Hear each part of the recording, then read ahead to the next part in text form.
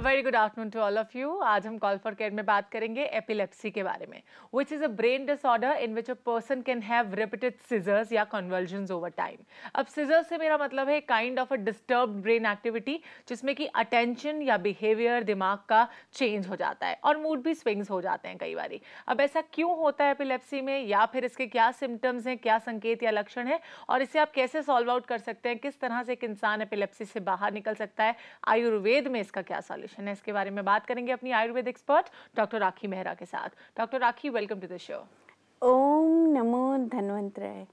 जी हाँ, कितने आश्चर्य की बात है कि जब हम ये कहते हैं कि ये सीजर जो ग्रीक वर्ड से आया हुआ है एपिलेप्सी के लिए, और ख़ास तौर से हम ये कहते हैं कि हाइपर सेंसिटिविटी या हाइपर रिस्पॉन्सिबिलिटी ऑफ या hyper activity of neurons of brain, यदि हम कहते हैं सीजर के फॉर्म में, वजह कोई भी हो। लेकिन यहाँ पे मैं एक बात जरूर बताना चाहूँगी कि आयुर्वेद क्या कहता है। आयुर्वेद इसको अपस्मार कहते हैं। अरे अपस्मार है पुनः स्मृति बुद्धि सत्व संप्लवाद। क्या मतलब हुआ? मतलब हुआ कि आयुर्वेद कहता है कि मन की स्मृति बुद्धि और यहाँ तक कि सत्व बुद्धि और स्मृति, यदि इनमें कोई डैमेज हो जाता है, ये किसी तरह से वात पित्त कफ दोष या सन्निपात दोषों के साथ में ये आवृत हो जाते हैं, तब ऐसे लक्षण उत्पन्न होते हैं। और लक्षणों से देखा जाए तो अपस्मार और एपिलेप्सी काफ़ी हद तक एक ही लगती है। और एक बात जरूर कहूँगी कि आज अनंत चतुर्दशी है। जब कहते हैं हम चंद्रमा की कलाएं आती हैं, तो चंद्रमा की कलाएं मन पे बहुत प्रभाव करती हैं और स्मृति और बुद्धि को मजबूत करने के लिए इसीलिए गणेश जी आते हैं। और लेकिन आज जा रहे हैं, लेकिन बदले में ये भी देते जा रहे हैं एक संदेश कि सभी लोगों को अपनी बुद्धि और स्मृति का खास ध्यान रखना पड़ेगा, खास तौर से मन के साथ में। अब जैसे कि हम सब जानते हैं डॉक्टर राखी कि आयुर्वेद में वात पित्त और कफ ही सबसे बड़ी रीजंस माने जाते हैं हर बीमारी के लिए, या जड़ होते हैं। अगर थोड़ी सी भी वृद्धि या थोड़ा सा भी घटौती हो जाए, इनमें बैलेंस ना हो, इम्बैलेंस हो जाए, तो कोई भी बीमारी शरीर में आसानी से एंटर कर सकती है। एपिलेप्सी भी इन्हीं में से एक है। तो एपिलेप्सी सबसे ज्यादा वात पित्त और कफ में से किस चीज की वृद्धि या किस चीज की कमी से होती है? देखिए, दो तरह से कह सकते हैं। कहते हैं ना कि आज की डेट पे 50 मिलियन पीपल जो हैं वो एपिलेप्सी से सफ़र कर रहे हैं। कारण क्या है? आप देखिए, सभी के मन बहुत परेशान है। कहीं ना कहीं हम यदि अपना अच्छा नहीं कर पा रहे तो दूसरे के बुरा करने में लगे हुए हैं। कुल मिला के यदि मन का जिस तरह से, इसीलिए आयुर्वेद कहता है कि जिस तरह से आहार, अच्छा खाना, पवित्र खाना, शुद्ध खाना, प्योर खाना, न्यूट्रिशियस खाना बहुत इम्पॉर्टेंट है, उसी तरह अच्छा सोचना, अच्छी करना, अच्छी सोच रखना, अच्छी बुद्धि रखना, अच्छी स्मरण शक्ति रखना, बुरी चीज़ों को भूल जाना, ये सब चीज़ें कुछ बातें हैं जो बेहद ज़रूरी है मानसिक स्वास्थ्य के लिए। और यही मानसिक स्वास्थ्य, इसीलिए आयुर्वेद एपिलेप्सी को दो भाग में बांट देता है, निज और आगंतुक। निज में ये दोषों के द्वारा, ये जैसा कि बिल्कुल ठीक बताया कि यदि कमी हो गई या ज़्यादा हो गया।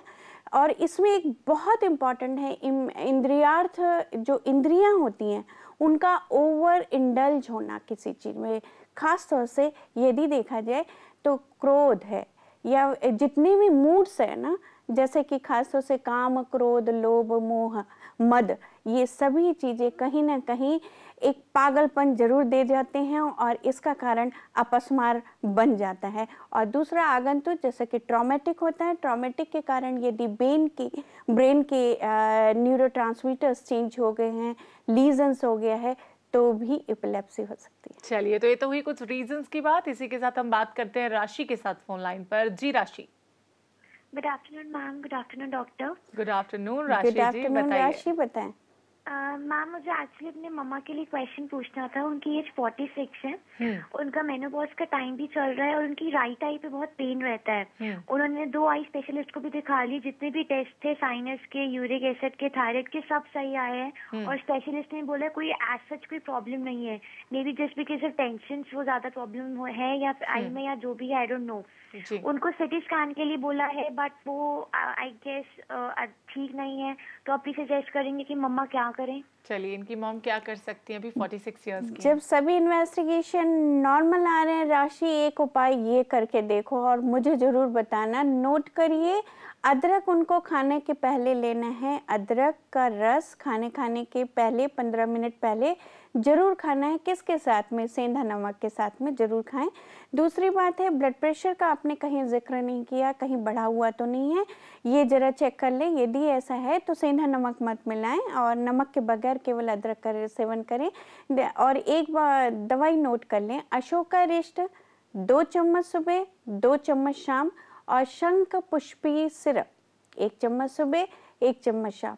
सिंपल सा उपाय है, 30 दिन तक जरूर प्रयोग में लाएं और हमें वापस आकर के बताएं कि किस तरह का रिस्पांस आ रहा है। चलिए, तो वापस कॉल बैक करके ज़रूर बताइएगा राशि कि कितना रिस्पांस आ रहा है, या फिर कहीं आपकी मदर का ब्लड प्रेशर हाई तो नहीं है। उनका टेस्ट ज़रूर करवा लें और इन दवाओं को ज़रूर फॉलो कराएं। अभी बात करेंगे एक और कॉलर के साथ। संगीता हमारे साथ फोन लाइन पर है। जी संगीता। जी hello. Hello, good afternoon Sangeeta. Good afternoon. बताइए। जी मेरा ये बीमा हो गया पैर में, जी, तो उसके लिए क्या करना आपका प्रॉब्लम नहीं समझ पाए, आपके पाँव में क्या हुआ है? है? एक्जिमा। जी, ओके, एक्जिमा का प्रॉब्लम है, क्या कर सकती हैं? पाँव में एक्जिमा है, सबसे पहला उपाय क्या करना है? नीम की पत्ती ले करके उबाल लेना, हरे रंग के पानी में पैर डुबो करके बैठना है, ठीक है। और इसके बाद में आप नारियल का तेल, सिंपल नारियल का तेल लो और उसमें नींबू निचोड़ लो और पोंछने के बाद में उसकी हल्के हल्के हाथ से मालिश कर दो। ध्यान रहे, एक्जिमा में अगर वेट एक्जिमा है तो उसको ड्राई रखना है।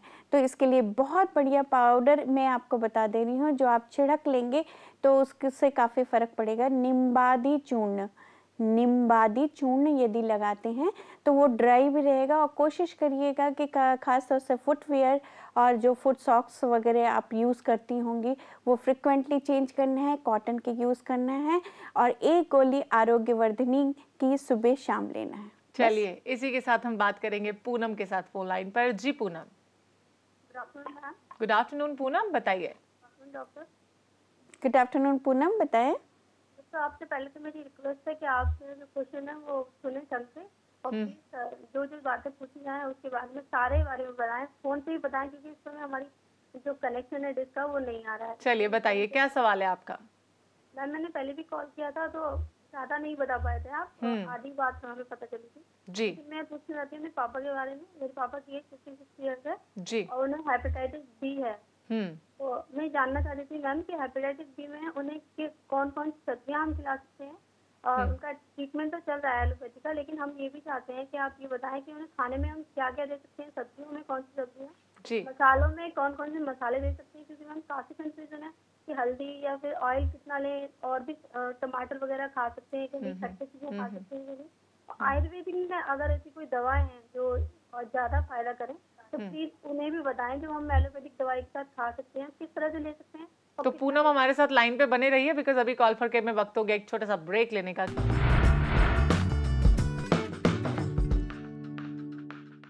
अगर एपिलेप्सी के संकेत यानी लक्षणों की बात की जाए, सिम्टम्स की बात की जाए, तो इसके सिम्टम्स वेरी कर सकते हैं, यानी अलग अलग हो सकते हैं, पर्सन टू पर्सन डिपेंड करता है कि आपकी इम्यूनिटी किस तरह की, या फिर आप किस तरह की सोच रखते हैं। जैसे कि अभी शुरुआत में एक्सप्लेन किया था डॉक्टर राखी ने कि इसमें मानसिक बैलेंस होना बहुत इंपॉर्टेंट होता है। जहाँ पर भी मेंटल इम्बैलेंस हुआ वहीं पर एपिलेप्सी का प्रॉब्लम हो सकता है, या फिर सीजर्स आ सकते हैं रिपीटेड। लेकिन इसके रीजंस जो मुख्य होते हैं वो होते हैं इमोशनल स्ट्रेस हो सकता है, लैक ऑफ स्लीप यानी कि नींद पूरी ना होना हो सकता है, ज्यादा अल्कोहल अगर आप लेते हैं, कुछ आपका इस तरह का लाइफस्टाइल है, कुछ इस तरह का खान पान है, तो वो भी हो सकता है एपिलेप्सी की वजह। और साथ ही साथ कई बार रिक्रिएशनल ड्रग्स लेना भी इसकी वजह हो सकता है।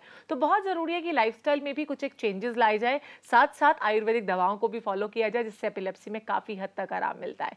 ब्रेक में जाने से पहले राखी जी, पूनम ने हमसे सवाल किया था, उनके फादर को हेपेटाइटिस बी है। पिछली बार वो पूरा सवाल नहीं कर पाया, मतलब जवाब नहीं सुन पाई थी, तो क्या ठीक है पूनम जी, आपको मैंने पिछली बार भी बताया था अनार वगैरह देने के लिए, लेकिन इस बार जो स्पेशली आपने जोर दिया है जानने के लिए कि वेजिटेबल्स क्या ले सकते हैं, मैं आपको एक केवल अलग अलग नाम लूँगी तो काफ़ी टाइम लगेगा। आप ये ध्यान रखें कि जितनी कड़वी चीज़ें हैं वो यकृत के लिए या लिवर के लिए बहुत अच्छी कही गई है आयुर्वेद में। और इसीलिए कहते हैं कि जब लिवर की कोई प्रॉब्लम हो तो पहले कड़वी चीज़ों की शुरुआत, अब मैं गिनाने लगूँ कि करेला ले लो, परवल ले लो, लौकी ले लो, तो इससे अच्छा है कि आप खुद देखें कि जो चीज़ यूजुअली नहीं खाते हैं लोग, जो पसंद नहीं करते जीभ में रखना, उनको, और जब जीभ में रखते हैं तो हम उसमें चीनी वीनी डाल के और दुनिया भर के से उसको बना लेते हैं, तो थोड़ा सा ये ध्यान रखें। और इसी तरह से मसालों का आपने पूछा था, तो मसाले आपके पिताजी के लिए बहुत अच्छा रहेगा जीरा और हींग, ध्यान रखें कि इसको खाने में ज़रूर इस्तेमाल करें। और तीसरी बहुत इम्पॉर्टेंट बात है, एक षडंग पानी, षडंग पानी एक आयुर्वेद का पानी होता है जो खास तरह से बनाया जाता है। इसमें तमाम चीज़ें जैसे चिरायता वगैरह की काफ़ी कड़वी चीज़ें का सेवन करने के साथ साथ इसका पानी भी यदि दिन में 2-2 चम्मच 4 बार पिएंगे बहुत बेहतर रहेगा। चलिए, उम्मीद करते हैं पूनम जी आपने अपने सवाल का जवाब पूरी तरह से आज सुन लिया होगा। अभी बात करेंगे हम नेक्स्ट कॉलर के साथ। नेहा हमारे साथ है फोन लाइन पर। जी Neha. Hello, good afternoon Neha. Good afternoon ma'am. एक तो थैंक यू, मैं इतनी बार कॉल कर चुकी हूँ, मेरी कभी कॉल नहीं लगती। अच्छा, थैंक्स तो हमें आपका कहना चाहिए कि आपकी आज कॉल लग गई और हम आपसे बात कर रहे हैं, बताइए।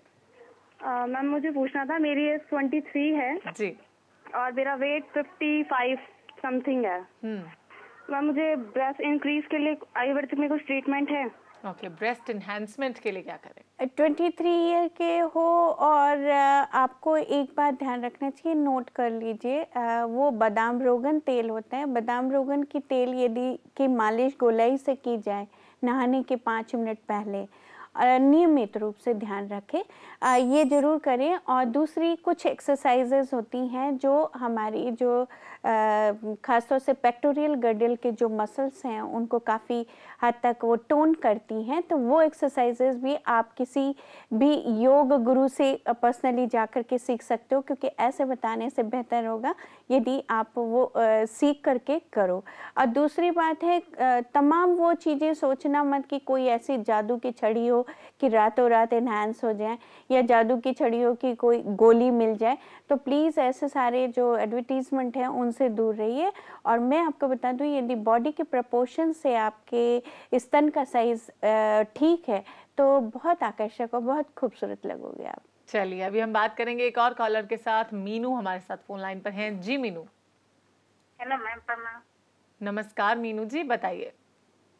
मैम मुझे ये पूछना था कि मेरी माँ को पैर में फाइलेरिया हुआ है, तो उसके कारण बराबर जैसे घा हो जाता है उसमें, और बराबर बुखार होता रहता है, इसके कारण उसकी बहुत कमजोरी आती है। ये किस तरह से ठीक होगी?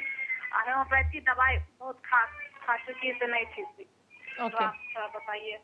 ओके, क्या कर सकती हैं अभी? जी, दवाई नोट करें, नित्यानंद रस, नित्यानंद रस एक गोली आती है, उसकी गोली 2 गोली सुबह 2 गोली शाम, और संजीवनी टैबलेट है, 2 गोली सुबह 2 गोली शाम, मंजिष्ठादि क्वाथ, मंजिष्ठादि काढ़े के साथ में ये गोलियां लेनी हैं। और ये बिल्कुल हर हालत में 40 डेज तक इनको ट्रीटमेंट करना है, और फिर ज़रूर आप कॉल करके बताइए। चलिए, तो 40 डेज तक लेना है आपकी मॉम को, उसके बाद हमें कॉल बैक करके बताइएगा कितना फ़र्क पड़ रहा है इन दवाओं से आपकी मम्मा पर। वैसे अगर एपिलेप्सी के बारे में और बातचीत की जाए, मैंने कुछ एक लक्षण बताए या फिर आपने रीजंस की बात की शुरुआत में, लेकिन और क्या रिस्क फैक्टर्स हो सकते हैं एपिलेप्सी डेवलप होने के? देखो, ऐसा है नमिता कि खास तौर से जो हमारे बॉडी की फिजियोलॉजी होती है, लेडीज़ के लिए देख लिए कि ड्यूरिंग मेंस्ट्रुएशन मूड थोड़ा सा डिफरेंट हो जाता है, उसमें अगर गुस्सा भी हो, चिड़चिड़ाहट भी हो, तो कई बार सी यानी कि कैटामियल टाइप की एपिलेप्सी भी हो सकती है। तो हर चीज़ जो भी नॉर्मल फिजियोलॉजी है यदि नॉर्मली हो रही है तब तक आपको चिंता नहीं करने की बात होती है। लेकिन यदि आपके कोई भी देखिए, मैं मोटे तौर पे बोलती हूँ, आप कैसे माने कि आप बीमार हैं? यदि आपके सराउंडिंग्स कहने लगे कि आपका बिहेवियर ठीक नहीं है, यदि आपको खुद लगने लगे कि आपके शरीर में जिस तरह की एनर्जी होनी चाहिए वो नहीं है, यदि आपको ये लगने लगे कि आपके कोई भी जो सिक्रीशन है, जो आउटगोइंग सिक्रीशन है वो नॉर्मली नहीं है, कम है, ज़्यादा हैं, बुरे हैं, रंग रूप और ये सब सिम्टम्स उसके बदल गए हैं, तो डेफिनेटली आपको कंसल्ट एक डॉक्टर को करना चाहिए कि रीज़न जानना चाहिए। ज़रूरी नहीं है कि कोई ख़ास वजह जो आप सोच रहे हो, ज़रूरी हो सकता है कि कोई पैथोलॉजी डेवलप कर रही है जिसको अर्ली कैच करके अर्ली उसका ट्रीटमेंट किया जा सकता है। जहाँ तक एपिलेप्सी की बात है, उसमें बहुत ज़रूरी है कि काउंसलिंग और आसपास के लोगों को पता हो जहां आप जा रहे हो, या फिर आप घर में हो, स्कूल में हो, कॉलेज में हो, ऑफिस में हो, जब ऐसा कुछ हो जाए तो इमरजेंसी में क्या कर सकते हैं और किस तरह से आपकी हेल्प कर सकते हैं। इसलिए एक यदि आप सफ़रर नहीं भी हो तो भी इस तरह के कॉल फॉर केयर के प्रोग्राम देखते रहिए ताकि आपकी जानकारी हो, वक्त ज़रूरत पे आप दूसरे के काम आ सके। चलिए, तो इट्स एन इन्फॉर्मेशन प्रोग्राम, तो देखते रहिए कॉल फॉर केयर और जानते रहिए कुछ ऐसी इन्फॉर्मेशन के बारे में, कुछ अवेयरनेस भी आती है लोगों में कि किस बीमारी के लिए क्या प्रिकॉशंस ली जा सकती हैं, या फिर जनरली भी क्या जिंदगी में लाइफस्टाइल में चेंजेस लाकर किन बीमारियों से बचा जा सकता है। बिकॉज हम तो यही चाहते हैं कि always precautions are better than cure. इससे पहले कि कोई बीमारी हमें पकड़े, उससे पहले ही हमें उसके प्रिकॉशंस लेने चाहिए। इसी के साथ हम बात करेंगे सरोज के साथ फोन लाइन पर। जी सरोज। हाँ, नमस्कार मैडम। नमस्कार सरोज जी, बताइए। मेरा ना कोलेस्ट्रॉल बहुत ज्यादा है और मेरे को पीरियड्स की भी प्रॉब्लम हो रही है, जिसके कभी ज्यादा होते हैं कभी कम होते हैं जी, और फेस पे भी झाइयाँ हो गई हैं और पूरी बॉडी में पेन रहती है। उम्र कितनी है आपकी सरोज जी? 45 जी 45 इयर्स की हैं आप। क्या कर सकती हैं अपनी प्रॉब्लम से बचने के लिए, इसके बारे में बात करेंगे, लेकिन इस छोटे से ब्रेक के बाद। तो कहीं मत जाइएगा, देखते रहिए कॉल फॉर केयर।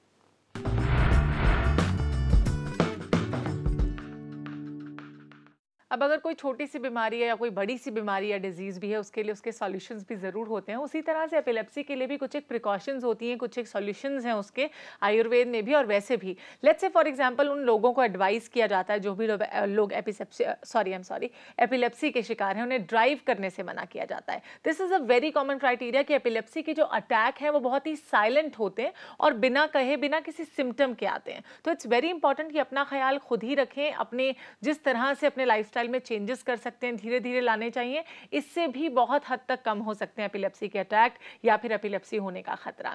ब्रेक में जाने से पहले हमसे सरोज ने सवाल किया था, उन्हें मेंस्ट्रुअल साइकिल उनकी रेगुलर है, 45 इयर्स की है, साथ साथ ब्लड में कोलेस्ट्रॉल लेवल भी ज़्यादा है। सरोज जी, आप दवाइयाँ शुरू करिए इमीडिएट, और मुझे लगता है आप थोड़ी सी बल्की हैं, मोटापा है, बैठी रहती हैं ज़्यादा, सुबह शाम अपने पैरों का इस्तेमाल ज़्यादा करें, यानी कि तेज तेज चलें, और दवाई तो आपको लेनी पड़ेगी, नोट करिएगा। सबसे पहले आपके लिए दवाई रहेगी व्योशादी गुगलू। व्योशादी गुगलू की 2 गोली सुबह, 2 गोली दोपहर, 2 गोली शाम को, और इसके साथ में आपको लेना पड़ेगा कुमार्या 100। कुमार्या 100, लेकिन गोलियां किसके साथ लेंगी? गोलियां लेंगी दशमूल क्वाथ के साथ में। हालांकि सुबह शाम आप काढ़ा ले सकती हैं, दोपहर वाली गोली गर्म पानी के साथ ले सकती हैं। और जो आपने मैंने बताया आपको कुमार्या 100 2 चम्मच सुबह शाम खाना खाने के बाद में लेना है, और ये आपको हर हालत में 2 साइकिल आने तक लेना है पूरी दवाइयाँ, और फिर ज़रूर कॉल करना है। चलिए, अब कुछ एक एसएमएस के बारे में बात करते हैं। डॉक्टर राखी, सबसे पहला एसएमएस हमें भेजा है, नाम इन्होंने नहीं दिया है। इन्हें सर्वाइकल का प्रॉब्लम है, काफ़ी पेन रहता है इनकी आर्म्स में, इनके नीज में और इनकी नेक में। सर्वाइकल है तो बट नेचुरल पोस्चरल आपको सभी बातें बता दी गई होंगी कि पिलो नहीं रखना है, आपको किस तरह से जर्क नहीं लगनी चाहिए, क्योंकि धीरे धीरे ऑस्टियोज ये क्या कहते हैं ऑर्थराइटिक और डिजेनरेटिव चेंजेस भी होने लगे, इसलिए आपके दूसरे जोड़ भी हिलने लगेंगे। दवाई ज़रूर खानी पड़ेगी, नोट करिएगा। गोदंती भस्म 500 मिलीग्राम की मात्रा में, अश्वगंधा पाउडर 500 मिलीग्राम की मात्रा में, ये दोनों पाउडर मिला करके सुबह शाम आपको लेना है। और बहुत बेहतर रहेगा सिंगनाथ गुगलू की गोलियां 2 गोली सुबह 2 गोली शाम। ध्यान रहे कि लोकल पार्ट में गर्म सेक करना बहुत बेहतर रहेगा, और पंचगुण तेल लगा सकते हैं। नेक्स्ट एसएमएस हमारे पास दीक्षा सरावत का है, इनके चेहरे पर और इनकी बॉडी पर वाइट स्पॉट्स हो गए हैं। कारण क्या है सरावत जी? पहले जानना जरूरी है कि क्या कारण है। कहीं ऐसा तो नहीं कि सिंपल वर्म इन्फेस्टेशंस हो गया हो, या फिर कौन से वाले दाग हैं, एक बार दिखा लीजिए, और क्या डायग्नोस होता है कॉल बैक करिए। चलिए, नेक्स्ट एसएमएस हमारे पास है, इनका टमी बहुत बड़ा हुआ है, क्या कर सकते हैं? टमी के लिए सभी को मैं टिप्स दे ही देती हूँ कि कोशिश करिए कि खाना खाने के बाद तुरंत मत बैठिए, खाना खाने के बाद 100 कदम चलने का आयुर्वेद में विधान है, और उसके बाद में लेटने का विधान है। तो सोना नहीं है, लेटना है। तो लेटने का ये टेक्निक ध्यान रखिए। खाना खाने के बाद में धीमे धीमे पानी पीना चाहिए, बहुत ज़्यादा पानी ठंडा नहीं पीना चाहिए। और अभी तो आपके लिए दवाई ले लो, त्रिफला गुगलू की 2 गोली सुबह, दोपहर और शाम गर्म पानी के साथ। नेक्स्ट एसएमएस हमारे पास मानवी का है, आगरा से। इन्हें प्रॉब्लम है हेयर फॉल का, साथ साथ बाल्डनेस भी है, जगह जगह से थोड़े थोड़े बाल उड़ गए हैं, तो क्या कर सकती हैं? कोई टिप्स इनके लिए? बहुत अच्छा रहेगा आपके लिए गुंजादी तेल, नोट करिएगा, गुंजादी तेल। गुंजादी तेल आप ज़रूर सिर में सप्ताह में 2 बार लगाएंगी। और ध्यान रखें कि त्रिफला पाउडर रात में भिगो लें और उस पाउडर को लेप लगा लें सुबह और उसी से धोएं। कोशिश करिएगा माइल्ड शैम्पू यूज़ करें, खासतौर से हर्बल शैम्पू। नेक्स्ट एसएमएस हमारे पास है, इनके ब्रदर काफ़ी बीमार हैं, पिछले 18 महीनों से उन्होंने रोटी नहीं खाई है, उनका इंटेस्टाइन बहुत वीक हो चुका है और मूवमेंट नहीं है उनके शरीर में कोई भी, साथ साथ 15 सालों से पिछले उन्हें अपने आप मोशन नहीं हुआ है, क्या कर सकते हैं?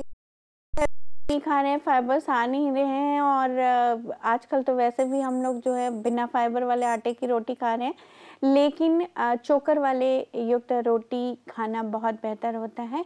तो इनको तो फिलहाल रोटी खिलाने के पहले रोटी मैश करके इनको खिलाना बेहतर रहेगा। और दूसरी बात है, आपके रोटी में जौ, यव बोलते हैं उसको, यव है, सोया है और चने हैं, ये भी मिला करके आप कर सकते हैं। और रात में सोने के पहले त्रिफला पाउडर 2 चम्मच गर्म पानी के साथ में लेना ना भूलें। और मैं एक बात बता दूं कि आपकी पेरालिसिस मूवमेंट बिल्कुल ब्लॉक हो जाए, उनमें पैरालिसिस हो जाए, इससे बेहतर है अपने खाने पीने को ठीक कर लो। चलिए डॉक्टर राखी, आप यहाँ पर आई, आपने बताया कि एपिलेप्सी से बचने के लिए क्या किया जाए। बहुत बहुत शुक्रिया आपका। एपिलेप्सी से बचने के लिए सबसे पहले तो एक ये जरूर ध्यान रखें कि यदि कोई ऐसे झटके या कुछ होते हैं तो पहले कारण जानना बहुत ज़रूरी है कि क्या वजह है। कई बार बच्चों में ये जो अक्सर आप लोग देख लेते हो कि वो नॉडिंग करते हैं, बैगिंग अपने हेड की करते हैं, तो कई बार कन्फ्यूजन हो जाता है, कई बार आंखें चढ़ा लेते हैं, कई कुछ टेंट्रम करते हैं। तो प्लीज़ डोंट कंक्लूड कि ये ऐसा कुछ होगा या झटके आ रहे हैं, मिर्गी हो गई, और मिर्गी हो गई तो तमाम लोग कुछ भी मिला वो सूंघाने लगते हैं। तो सूंघाने के बाद से याद आए कि यदि आप प्याज का रस या फिर लहसुन का रस उसको सूंघा देते हैं, ये भी नहीं है, काली मिर्च का पाउडर सूंघा देते हैं, तो भी होश में आ जाता है और तुरंत चिकित्सक को दिखाना बहुत बेहतर रहेगा। इसके साथ ही कि क्योंकि हम लोग हमेशा एक शुरुआत और एक अंत जरूर करते हैं, इसके साथ ही ओम नमो धन्वंतरि।